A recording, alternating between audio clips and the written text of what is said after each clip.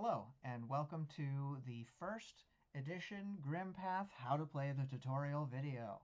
In this video, we'll talk about how to play the game, how your miniatures and cards interact with each other on the battlefield, how to keep track of your life, how to reduce your enemies, destroy their minions, recruit your own, and become a master warlord.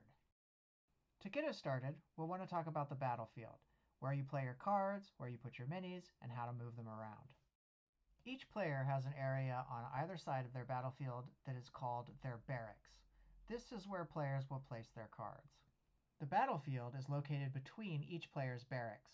This is where minions are recruited, they'll be moved around, and they'll enter combat. Before we get going, let's get a closer look at these cards and see what the different types, borders, and effects of them all are. The first cards we're going to be looking at are Warlord cards.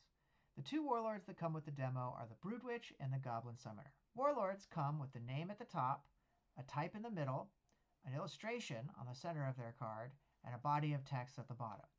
Gameplay effects are always found in the body of texts, and in the Warlord's case, they'll be the tent pole that your entire deck is usually built to synergize around. Warlords also have three baubles. You'll notice one in the top right corner, the bottom left, and the bottom right.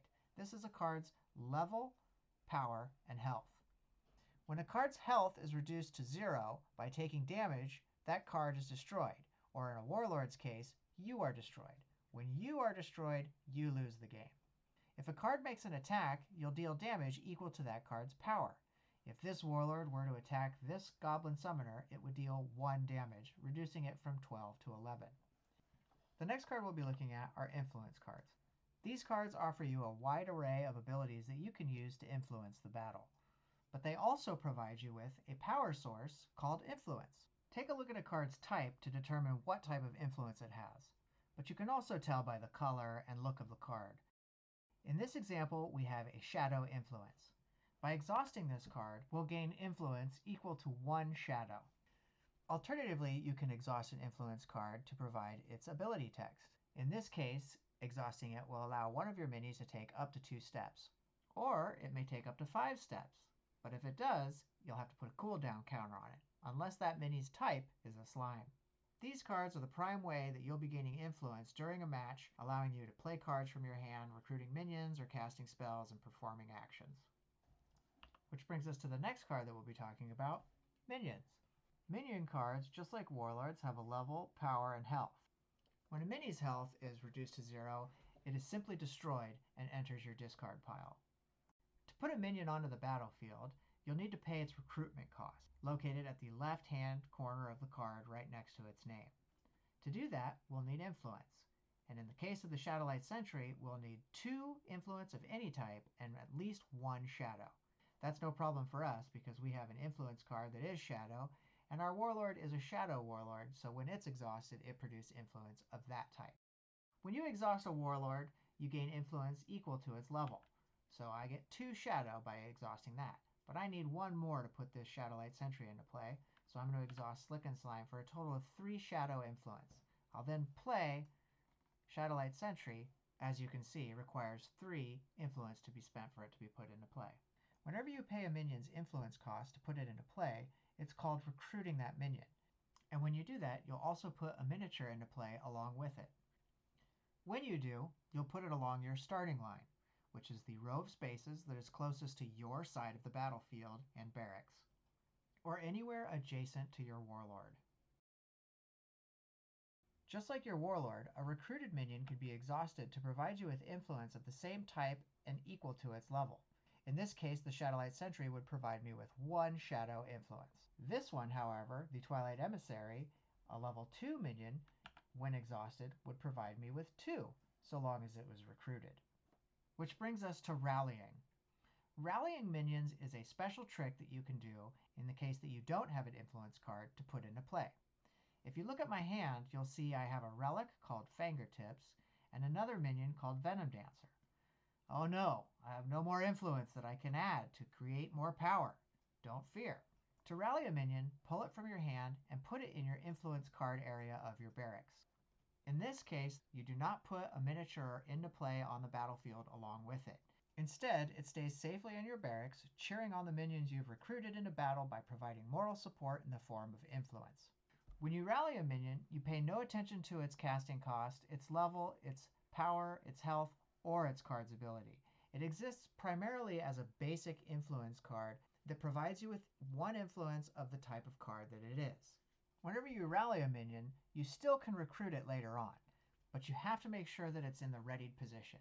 In this case, I would spend 1, 2, 3, 4, 5, 6 influence to pay the cost for this Venom Dancer. This would let me recruit it into play as if it were coming from my hand. Since I've recruited it, I'll then grab a miniature and place it anywhere on my starting line or around my Warlord. The last card type that we'll be looking at are Relics. Relics are magic items that you can give to a minion to enhance its abilities. In order to put a relic into play from your hand, you'll need to pay its influence cost. To put fingertips into play, I'll need to pay 4 shadow. 1, 2, 3, 4. Then I'll be able to give it to any one of my minis. I think I'm going to give it to the Shadowmancer. Now the Shadowmancer has an innate damage of 1, but also +4 when making a melee attack. The Shadowmancer has 4 life, so it can take a couple swings before dying. One of the nice things about relics are, when your minion is destroyed or killed in battle, the relic gets dropped onto the space where they were standing. In this case, if my minion, the Shadowmancer, was to take 4 damage, it would move to my discard pile, and its minion would be taken off the battlefield.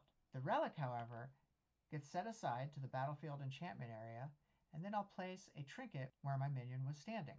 Whenever a mini in your warband stops moving on a space that has a relic you control, you may pay the pickup cost of that relic to put it back in your hand. Let's give it a try. I'm going to move this Warlord 3 steps onto this space where the relic resides. To do this, I'm going to exhaust Carried by the Dead, which provides me with 2 steps plus 1 step for each minion in my discard pile. I'll take those 3 steps, 1, 2, 3, and set my Warlord here. Then I'll pay 1, 2, 3, 4 influence to pick up this relic. It then goes into my hand. I'm almost out of influence, so in order to equip it, I'll have to wait until my next turn. Like any good magic item, relics come in all kinds of shapes and sizes. You'll notice sometimes an equipment card doesn't need to be equipped. Molar Spike, for example, works a lot more like a spell. By paying 1 cost, you'll deal 1 damage to a mini that you can see, then drop Molar Spike next to that target.